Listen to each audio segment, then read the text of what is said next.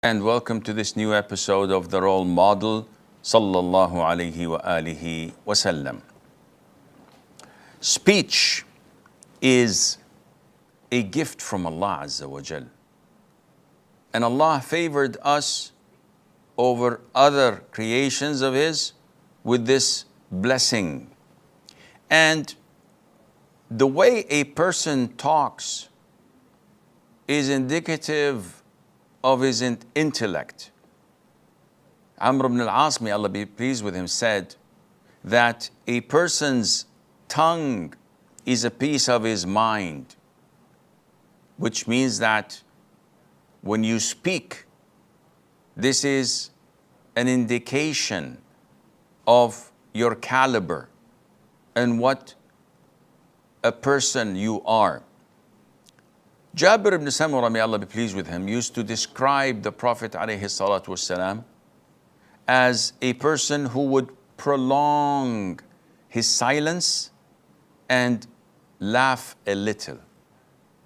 And this is a sign of wisdom, of dignity, that you don't spill your guts all over the place. Rather, you maintain your honor, you don't talk without any legitimate reason. And when you do, you don't take the whole hour or the whole event, spending it on talking just for people to look at you and to listen to you.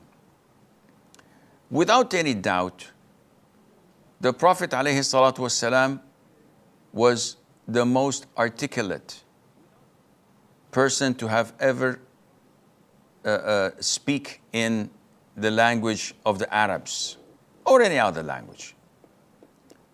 He said about himself, alayhi salatu wasalam, I was given the concise of speech, meaning that it's a gift from Allah Azza wa Jal to speak few words, and these words contain so much information and value that you may need volumes to write them down in. For example, إِنَّمَا الْأَعْمَالُ بِالنِّيَّاتِ, one of the most known hadiths to everyone. Verily, deeds are judged by intentions. There is no form of worship that this hadith is not involved in. And every single book that Muslims have written include this hadith. Also the beautiful phrase, the beautiful sentence, the legal maxim, لا ضرر ولا ضرار. Neither causing harm nor reciprocating harm. Don't do this. This is a law in two words, لا ضرر ولا ضرار. And you can cascade this to all aspects of life. Also, the beautiful legal statement that all jurors and judges and those dealing with the law know. And this is one of the most needed laws to be implemented. البينة على من ادعى واليمين على من أنكر. Someone comes and accuses me of taking his money, of raping his sister, of a shameful act. Anyone could accuse me of doing this. Should we listen to him? The Prophet said no, alayhi salatu wasalam. He has to provide the evidence to prove his allegation. Al-bayyinatu ala man idda'a. Any one woman coming and pretending that or claiming that someone raped her, should we hang him? Of course not. She might be a big liar. Give us the proof that can stand in a court of law, not just allegations and tears and the likes. If that person claiming is false or is unable to bring evidence to back his claim, the Prophet says, alayhi salatu wasalam, وَالْيَمِينُ عَلَى مَنْ أَنْكَرَ. Then the accused must swear by Allah that he did not do this. End of story. 95% of people's allegations and cases are solved through this magnificent phrase. He was given the concise of speech. And the Prophet ﷺ, as described by Mother Aisha, when he spoke, he didn't speak like 60 miles per hour. He wasn't fast and just throwing words right, left, and center. Rather, he used to speak in a very eloquent and articulate fashion that everyone understands every single letter that he is saying. And she says that if a person wanted to count the number of words that come out of the Prophet's mouth, alayhi salatu wasalam, they could have done that. Anas bin Malik says, when the Prophet spoke, sallallahu alayhi wasallam, sometimes, not all the time, sometimes when needed, he would repeat what he had said 3 times so that people would comprehend it. And this is a form of drawing people's attention and ensuring that what was said is not to be neglected. Once he came and saw his companions performing wudu, and they were very tired after a very long journey. And he noticed that some of them, due to being so tired, they were not washing their feet and heels properly. So only the top of the foot. So he said 3 times, وَيْلٌ لِلْأَعْقَابِ مِنَ النَّارِ, woe to these heels from hellfire. And he repeated it thrice. And you can guess what impact this left upon those who were making wudu. Also, the Prophet ﷺ would give salam 3 times when wanting to enter a house. And this is like ringing the bell. So we'd say, Assalamu alaikum, adkhul? No response. Assalamu alaikum, adkhul? Shall I come in? No response. Assalamu alaikum, adkhul? If there's no response, he would go and leave. And also the Prophet once was sitting with his companions in the well-known hadith to all of you, and he said, shall I not tell you about the biggest of all major sins? And he repeated this question 3 times. So you can imagine the audience's attention to what was coming afterwards. And the Prophet ﷺ's rhetoric was straight to the heart, because he used to select and choose the best of words. Dimad ibn Tha'laba, when the Prophet was in Mecca alayhi salatu wasalam, heard of a man, and they told him that he's crazy, he's insane. And Dimad was someone who did ruqya and did exorcism. He dealt with taking the jinn out of the people. Though he was not a Muslim, but he had this ability in him.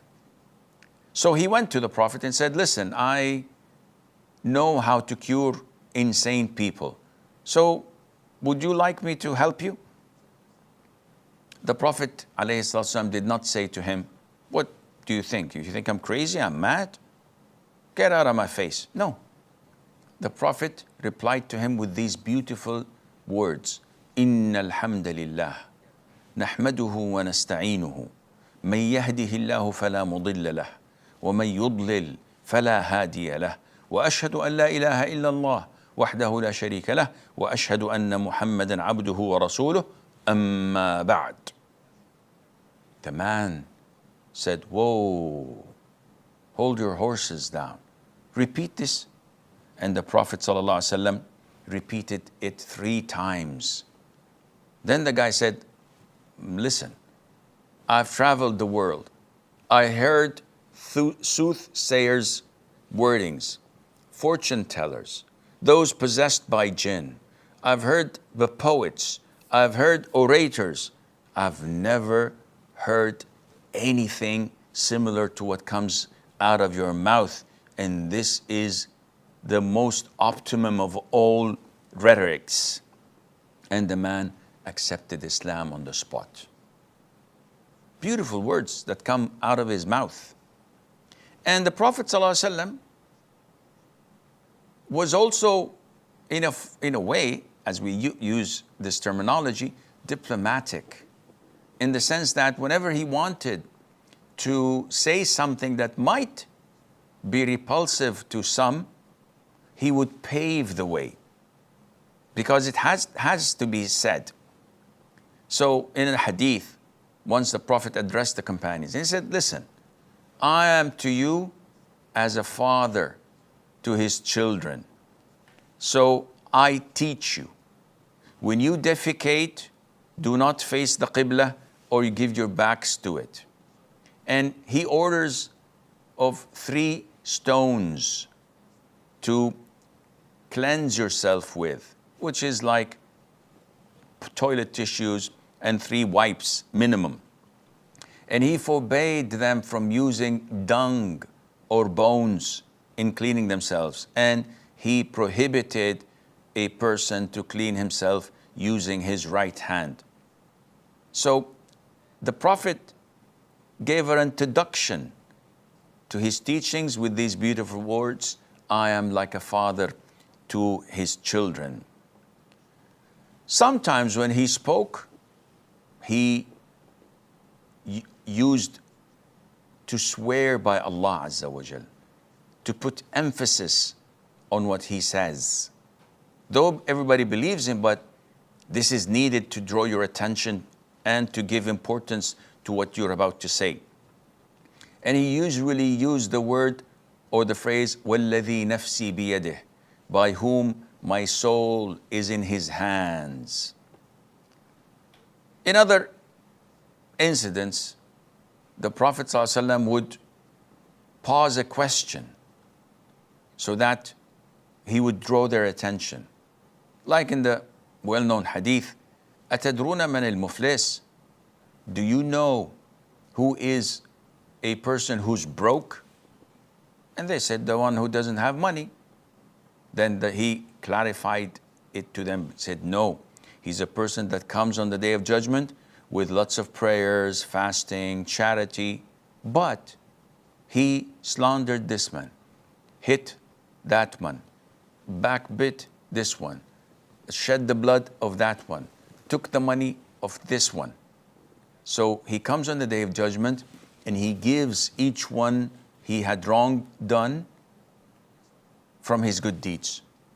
And if his good deeds are over before giving back what he owes to people, then they give him from their bad deeds, and then he would be thrown into hell. This is someone who's truly broke. So, was the Prophet ﷺ a person who's described as loud? So that we know people when they speak in gatherings, they're so loud, they're so dominant, you can't hear anything except what they say. Was he like this?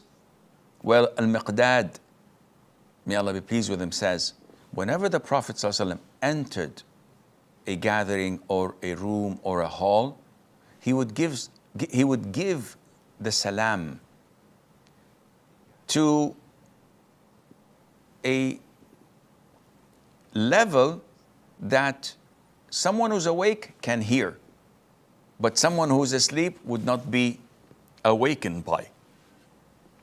So the Prophet's tone was very moderate and very delicate. He would not enter like every time we're in the masjid, especially in Ramadan, before prayer time or during between adhan and iqamah. People come into the masjid, Assalamu alaikum wa rahmatullah. Why are you shouting? Why are you giving salam as if you're the imam for everybody? And this is not a single person. You get like 50, 70 people coming in. everybody's shouting his head off. This is not from the Sunnah. Yes, if you come and pray 2 rak'ahs and there's someone you know, you privately say Assalamu alaikum wa rahmatullah, shake hands, no problem in that. But the Prophet, when he entered the room, he would say Assalamu alaikum wa rahmatullah, so those who awake can hear, but those who are asleep would not be bothered by his salam. And when it was needed, he would raise his voice. As in the case of Friday khutbah. He's giving a speech. He's addressing thousands of people. It's not logical to speak about hell and heaven and about warning people of the day of judgment, from the day of judgment, by saying, and you have to fear the day of judgment. And hellfire is frightening. It is so hot. It is so intimidating. People will fall asleep. No. The Prophet ﷺ, whenever he gave a khutbah, he would raise his voice and his cheeks would grow and his veins would appear as if he's warning the people, there's an army coming to attack you. Just now, how would a person warning people from an army coming to attack them? He would definitely shout at them, and this is also to draw their attention. The Prophet alayhi salatu wasalam would use a lot of parables or examples. So he would say, and he would use his hands gesture to illustrate. So he would say, those who remember Allah and those who don't, or the house that people remember Allah in it, and the house does not remember Allah in it, it's like a dead person and a living person. And he would show it and illustrate it through gestures by saying, I was sent and the hour like this. And he would show the resemblance between the index and the middle finger. So this is him and this is a day of judgment. The distance or the timeline is very close to one another. And sometimes he would throw puzzles also to draw people's attention. The Prophet said once, alayhi salam, there's a tree that its leaves never fall, and it's like a Muslim. It resembles a Muslim. Tell me about it. So everybody was giving their guesses about the plants they know. And then the Prophet said, it is the palm tree. And this shows you that the resemblance between a Muslim and a palm tree.